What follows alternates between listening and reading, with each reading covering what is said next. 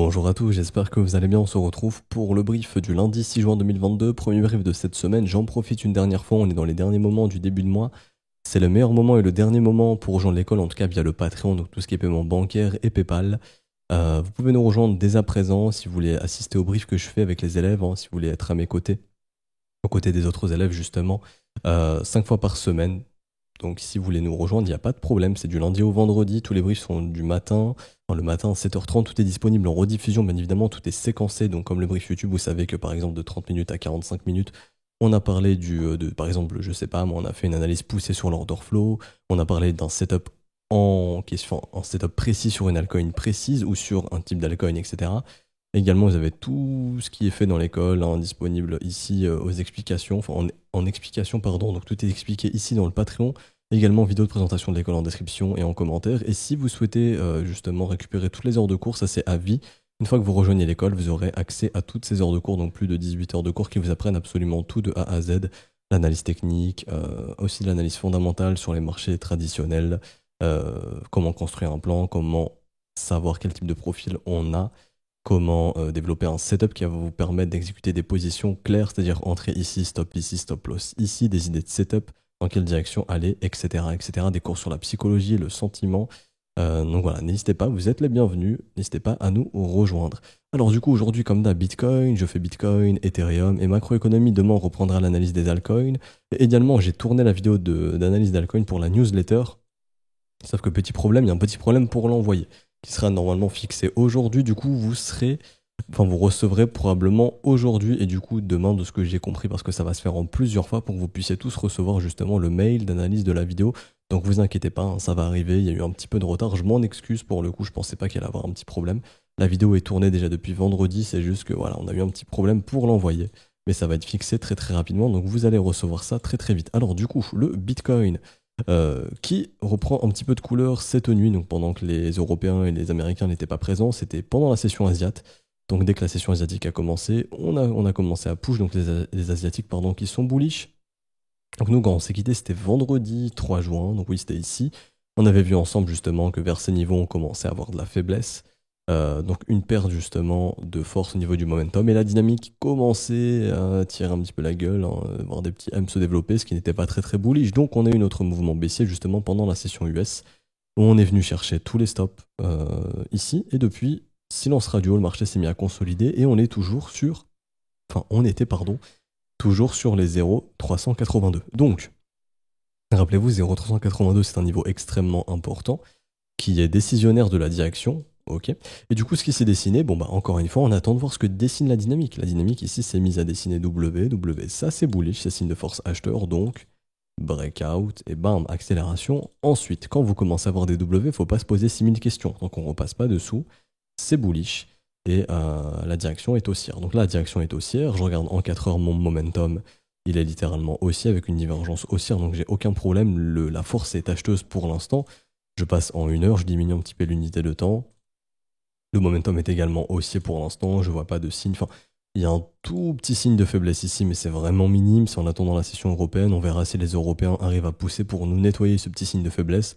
Encore une fois, ce qui va être important, c'est la session US. Si la session US vient annuler ce mouvement ou pas, ok.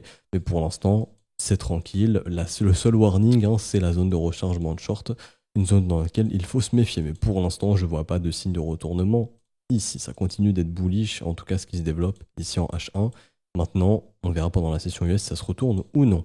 En daily, rappelez-vous, on avait vu ensemble qu'on avait cassé une résistance qui était devenue support, qui était redevenue résistance, et donc là, on est en train de la recasser pour que ça redevienne support. Donc c'est un niveau extrêmement important. Et donc si on clôture ainsi, voire un petit peu plus haut, on pourra se dire, ok, c'est redevenu support, et donc là, on sera plutôt dans un environnement bullish. Également, la dynamique de prix est plutôt haussière. C'est-à-dire qu'on est plutôt dans ce qu'on appelle une dynamique croissante, creux et sommet ascendant, et on fait plutôt une pression sur les résistances qu'une pression sur les supports maintenant. Là, on voit que les supports, enfin, en gros, les creux commencent à être bien ascendants ici. Par contre, la résistance, on est bien en train de la marquer. Et là, les vendeurs sont un peu sous pression. C'est ce qui fait qu'on pourrait faire un breakout tôt ou tard. En tout cas, la dynamique de prix invite à plus penser bullish que bearish tant qu'on ne rebascule pas sous les 29 200 environ. On a, vous voyez, W, potentiel W à nouveau. La dynamique est très très encourageante. Ça sent possiblement le retracement, bien évidemment. Après, encore une fois, jusqu'où ira ce retracement? On a vu les objectifs, hein, premièrement 34 et 36, ensuite 40, et ensuite on pourra targeter plus haut, mais à l'instant T, 34 et 36, c'est déjà pas mal. En échelle 3 jours également, on est toujours dans le range. Une clôture au-dessus de 32 600, 32 700 plutôt, sera extrêmement intéressante. C'est pour cela ici qu'on aimerait voir justement un breakout de cette zone des 32 700 pour sortir de ce range au nord et pouvoir retracer ce mouvement ici. Premier objectif 34 000, ensuite retracement de moitié 36 700 et zone de rechargement de short entre 39 400 et 43 000 $. Pour l'analyse technique, on a fini. Donc d'ailleurs, oui, le bien style qui pourrait redevenir bullish, il n'a plus été bullish depuis le 16-17 mars 2022. Ensuite, il est redevenu bearish le 9 avril et depuis, on fait que dump. Donc s'il redevient bullish, c'est un élément de momentum encourageant et ça pourrait nous indiquer qu'on est dans une dynamique, enfin qu'on est possiblement dans un mouvement plutôt haussier tant que le biais restera haussier. En tout cas, c'est un élément de momentum haussier, donc tout ça, ce serait intéressant à surveiller. J'ai pas grand chose d'autre à dire au niveau de l'analyse technique, c'est surtout au niveau de l'order flow, c'est hyper intéressant. Alors, les prix remontent, les gens reshort, donc on est toujours dans ce sentiment de marché où quand ça dump, les gens voient ça comme une opportunité d'acheter, de foutre du levier parce que c'est pas cher. Et quand ça pump, bah ça part sans eux, ils sont frustrés et short. Donc là, c'est littéralement ce qui est en train de se passer. Bien évidemment, encore une fois, l'open interest monte, le ratio monte, donc c'est qu'il y a et des longs et des shorts, mais la majorité, la quantité de traders est short. Je vous avais expliqué, je reviens dessus rapidement, on peut avoir 100 traders en short pour une quantité de 1 Bitcoin et 1000 traders en long pour une quantité de 0,1 Bitcoin. Donc là, il y a plus de quantité en short, mais pourtant il y a plus de traders en long. Donc le ratio long va être comment? Il va monter tout simplement. Là, c'est la quantité. Exemple plus simple, 10 traders en long ont un équivalent de 10 Bitcoin, un trader en short un équivalent de 100 Bitcoin. Le ratio long sera supérieur au ratio short, pourtant la plus grosse position, et donc il y aura plus de positions, enfin la quantité en Bitcoin en short sera plus importante, l'open interest de short sera plus important, mais la quantité, le nombre de traders sera plus important, donc le ratio long, lui, représente la quantité de traders et pas la quantité en termes de position. La valeur d'open interest, non, ça montre la quantité de traders. Donc ici, sur ce mouvement, il y a eu plus de quantité de traders en short, ok? Pas en termes, encore une fois, je le répète, de valeur Bitcoin ou de valeur USDT, mais simplement la quantité de traders. Donc ça peut indiquer le sentiment qui est bearish lorsque les prix montent. Donc ici, je vous ai mis en gros la zone de prix dans laquelle l'open interest s'est mis à vraiment monter. Et donc tant qu'on reste au-dessus de cette bougie d'impulsion, enfin de ces 2-3 bougies d'impulsion, on est techniquement... c'est bullish tout simplement, c'est haussier. Parce qu'en gros, il faut se dire que tous ceux qui sont venus shorter ici sont bloqués. Et tant qu'on ne revient pas sur ces zones de prix, bah, le marché peut pousser pour justement liquider ces vendeurs juste ici. A contrario, c'est pour ça qu'on aura de la faiblesse. Je rappelle qu'on est dans une zone de rechargement de short. C'est une zone dans laquelle il ne faut pas trop faire le malin quand on est acheteur. Il faut plutôt être sur ses gardes et être prêt à prendre des bénéfices assez rapidement. Hop, tac. Donc ça, on va mettre ça à droite. Style ici, à droite. Donc on est en pleine zone de rechargement de short. C'est ça qu'il faut faire attention. Et du coup, si vraiment ici ça rejette et qu'on revient dans cette zone de prix, bon bah là tous les vendeurs qui eux sont coincés vont pouvoir sortir un break-even. Et donc il reste qui ici? Bon bah il reste les acheteurs. Et du coup les acheteurs pour les faire souffrir, pour les liquider, faut aller où? Ou pour chasser leur stop, faut aller sous ces creux. Donc pour moi c'est très simple. Et c'est littéralement le type de trading je pense qu'il faut adopter ici pour le moment. Tant qu'on évolue au-dessus de cette box violette, au-dessus des bougies d'impulsion, allez, je pourrais même la déplacer rapidement, voilà, jusqu'ici. Tant qu'on évolue au-dessus de ça, il n'y a pas de problème, c'est bullish. On peut penser bullish, donc on diminue les unités de temps, par exemple 15 minutes. Imaginons, voilà, tant qu'on ne voit pas de structure de retournement, c'est-à-dire des M-top, etc. On peut penser bullish, donc continuation haussière, pas de problème. Par contre, le moment où on commence à faiblir et qu'on regagne ses niveaux de prix, là, on peut penser bearish, ok, et on peut se dire que l'objectif, c'est d'aller sous ces creux. Et donc là, on peut voir littéralement tout développement de short, par exemple, ici, pour avoir des objectifs sous ces creux. Idée de trade, comme une autre, bien évidemment, mais pour moi, c'est un petit peu ce qu'il faudrait regarder. Parce que là, pour moi, je vois un paquet de shorters qui sont rentrés ici. Ça a commencé à partir vraiment... Alors, partir d'ici, ouais. Donc alors, on pourrait prendre même toute cette box violette, mais ça a vraiment commencé à s'accélérer à partir d'ici. Hein. Donc vraiment... vers 4h30 du matin. Donc ouais, vers ici en réalité. Mais bon, l'open interest monte dans toute cette zone, donc voilà, les gens ont commencé à exécuter pas mal de positions sur cette accélération ici, ok. Et donc très simplement, tant qu'on évolue au-dessus de ça, il n'y a pas de problème, c'est bullish. Si on gagne ça, l'objectif c'est d'aller chercher sous les creux pour faire souffrir les longs tout simplement et Il y a un paquet. Est-ce que j'ai les liquidations ici? Non, j'ai Ethereum, mais bon, il y a un paquet de longues à liquider dans les 29.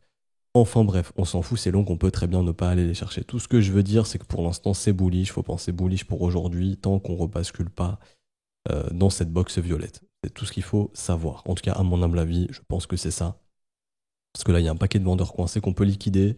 Et les ratios short continuent de monter pour l'instant. Bon, là, il y a légèrement un repli, mais rien d'exceptionnel.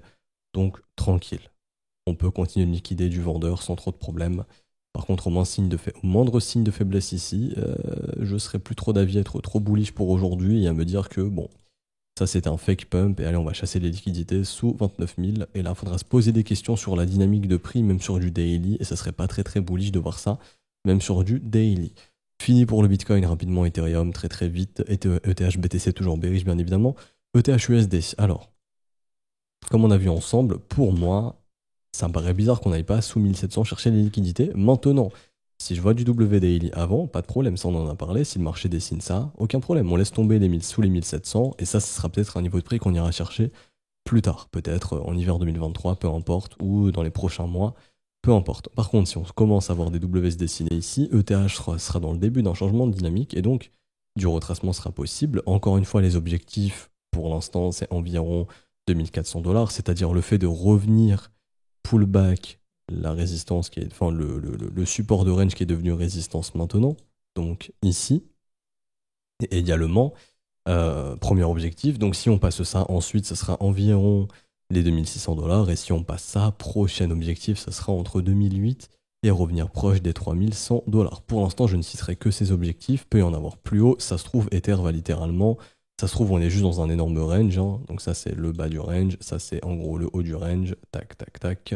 Ça se trouve, Ether va revenir dans le haut de son range dans les prochains mois. On n'en sait rien pour l'instant, mais je peux pas vous dire oui, on va revenir dans le haut du range alors qu'on est qu'ici, il y a tout ça, il y a ça à casser, il y a ça à casser, il y a ça à casser, enfin, il y a trop d'éléments pour assurer que oui, on va casser tout ça et on va aller là-bas. Non, c'est une possibilité, mais encore une fois, en termes de probabilité, c'est pas le plus probable pour l'instant. Et également, niveau très important, les 2900 $, donc tout ce qui va être 2008, 3000 va être très très important si on y revient. Et encore une fois, faut breaker le niveau des 2000 $, environ 2020 $ pour retrouver quelque chose de plutôt intéressant sur du court ou moyen terme, une échelle de plusieurs jours, plusieurs semaines, maximum 2 semaines, je pense,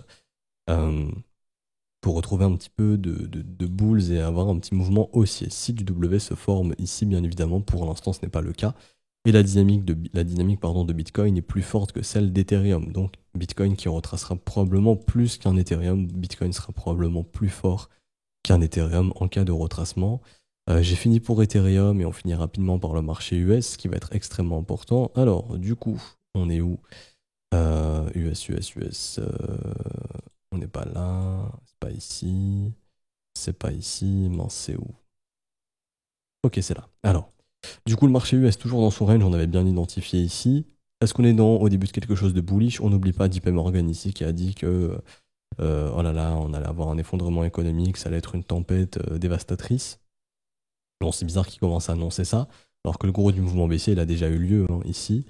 On est déjà dans pas mal fin. L'inflation va se met légèrement à se stabiliser, donc c'est bizarre d'annoncer ça. Bon, après, encore une fois, peut-être qu'ils ont raison, mais généralement, ils sont pas là pour avoir raison, ils sont juste là pour sonder, et si les gens sont d'accord avec eux, bon bah ils savent qu'ils doivent faire le contraire de ce qu'ils ont dit, et donc pour faire très simple, ça reste du range, une clôture au-dessus de 4200 points pour moi sur le S&P, c'est let's go, mouvement de continuation, on va plus haut, et on peut aller sur la prochaine résistance des 4300 points, pour à terme essayer de finir dans la zone de rechargement de short, peut-être qu'on est même en train de retourner la dynamique, ça se trouve on est en train de redevenir bullish sur le marché US, et on ira chercher un nouvel ATH dans les prochaines semaines.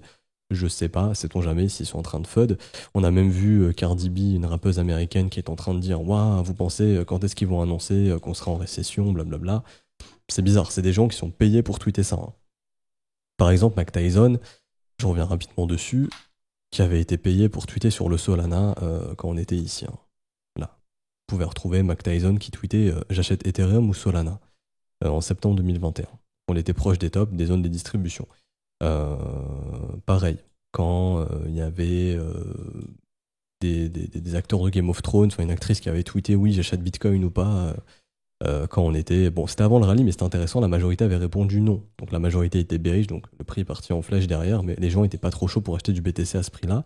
Et ça peut être des sondages. Ok, est-ce que les gens sont prêts à acheter ou non? Non, ils sont pas prêts à acheter, bon bah on achète et on leur revend plus cher quand ils seront prêts à le faire. tout simplement. Mais là, c'est intéressant de voir qu'on nous parle de récession, etc., etc.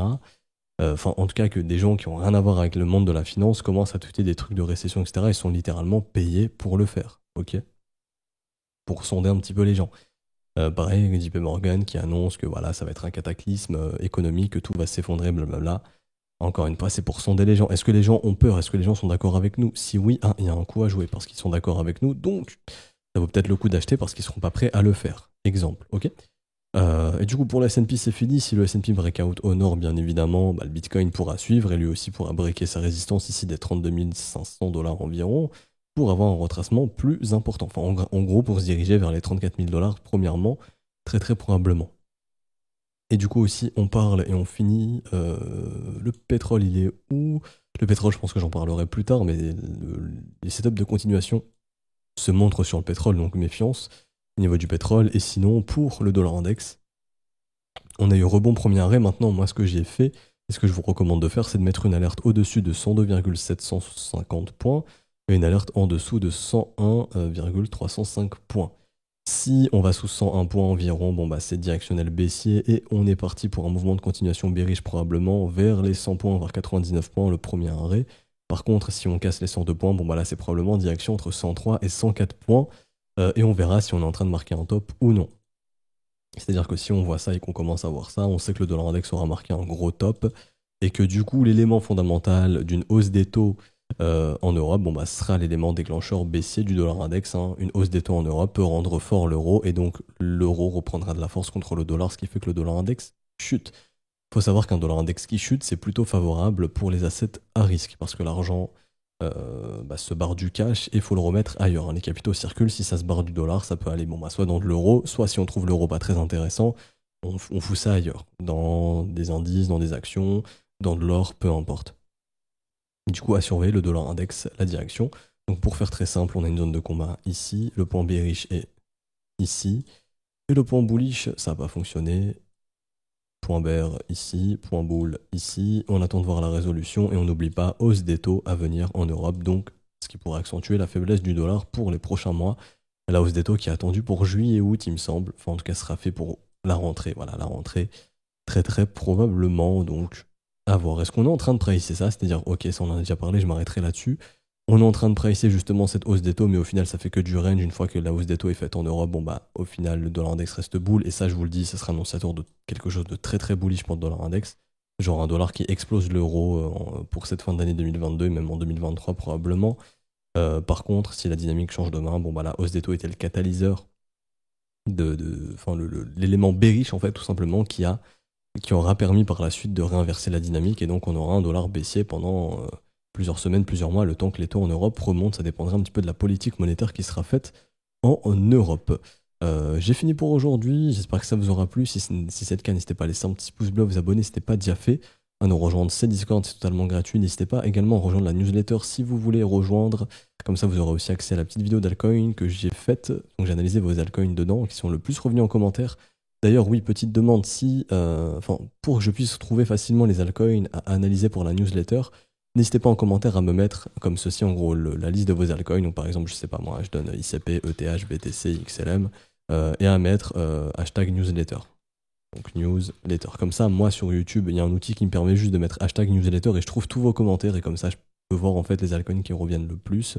Donc n'hésitez pas, ça me facilite le travail et ça permet de tout centraliser.